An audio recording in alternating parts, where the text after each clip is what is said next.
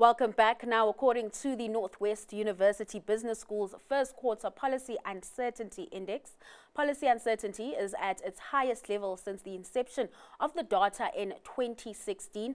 The index jumped from 65.7 to 78.6 during the period, painting a gloomy picture for economic recovery and investor confidence. Professor at the institution, Raymond Parsons, joins us to unpack the data in greater detail. Raymond, thanks so much for your time this afternoon. I guess let's start there. Walk me through some of the factors fueling uncertainty. Both the local and global environment does seem quite tough at the moment. Yes, good afternoon to you. Look, I think welcome to a new world of uncertainty, both globally and, of course, domestically, because what we've seen in the past few months, and this is reflected in our policy uncertainty index for the first quarter, is a very strong intersection between the global factors that are generating uncertainty and the domestic factors, which are also feeding into that uncertainty. But of course, the dominant factor in the past few months, from an external point of view, has been what we call, of course, Trumponomics, or the tariff wars that are emerging. And the big issue here is not only the impact of these tariffs, some of which will be announced in a day or two's time again, but also the uncertainty, the unpredictability, because they've been changed, they sometimes modified. But we are moving and have moved into a new world of global uncertainty, which has been now precipitated by the policies of the United States and reinforced by some of the domestic factors, which have also raised and elevated the level of policy and economic uncertainty in the first quarter of this year. And we'll get into those domestic issues in just a bit. But, you mentioned tariffs and Trump economics and how that's, fueling uncertainty as we are in an uncertain time. We also have, issues of our own with the U.S. as, relations between SA and the U.S. are deteriorating. Just how much of an impact has that also had?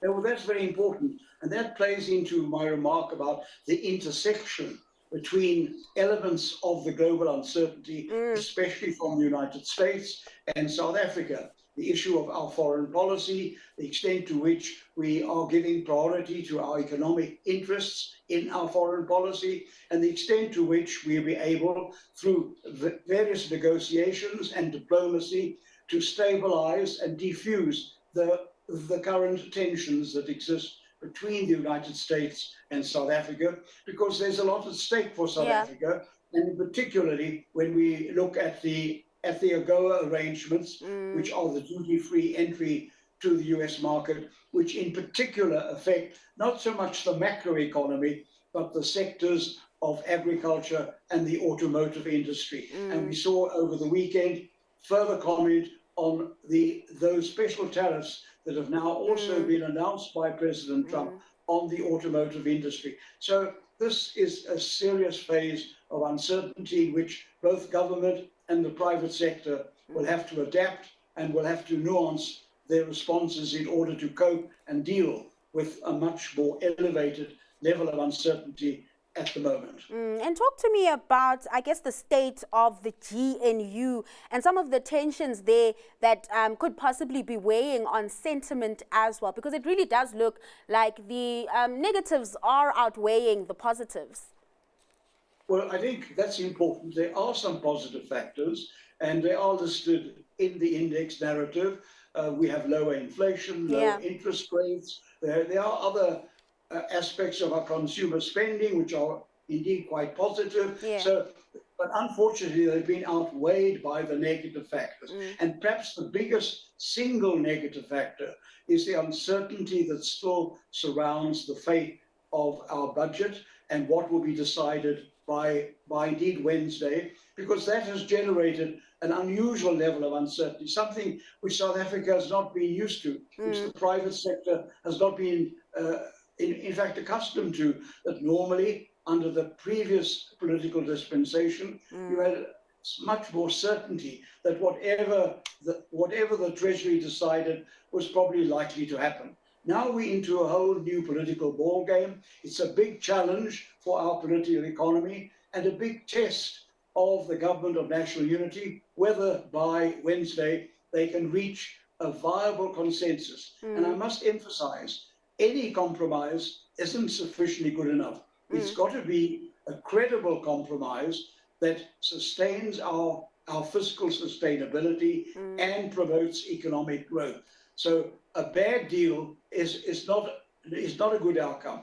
What needs to engage the main political players in arriving at a consensus by Wednesday is what is in the interest of our economy as a whole. And we need to find sufficient consensus by Wednesday that builds the necessary confidence and reduces the uncertainty which still surrounds the current state of the budget debate. And you talk about reaching a deal that is able to, fuel economic growth. I'm thinking of Sub-Governor Lesetja Kganyago speaking on the Q4 GDP print that we got, where it came in at 0.6%, and that really being fueled by household spending. And now we do know that could come through, and that all obviously then weighing on household spending. Talk to me about, economic prospects in this kind of environment where we are finding, policy uncertainty at record highs.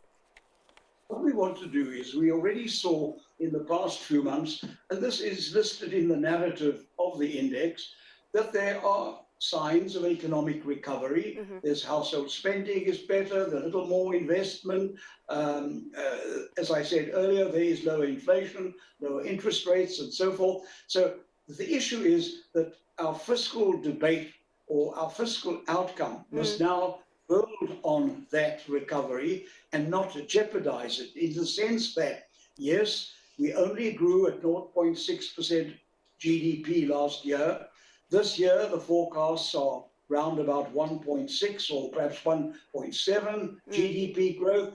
That's positive, but it's not wonderful. Yeah. It is virtually in line with our population growth, and it's clear that the government of national unity itself has said, look, we are committed to job-rich economic growth, and we want to get to at least 3% GDP growth in the next year or two. So the judgment of what the budget outcome will be whether it supports that outcome, whether what is contained in the budget will facilitate what we all would like to see, a bigger, stronger, and better economy. And a good point is to be able to aim and ensure that whatever we do on the fiscal side and in other policies will help us to get closer to the 3% job-rich growth rate, and hopefully much more beyond. But that's going to call for an acceleration of the structural reforms that we have been promised, because whatever other coping mechanisms we might develop to deal with the global and the domestic uncertainty, the biggest single item that will make a difference is a message that we're going to accelerate our structural reforms, and we have the capacity, both in government and the private sector, to ensure that that happens and makes a difference on the ground. Raymond, thanks so much for your time and just taking us through the policy uncertainty report for the first quarter.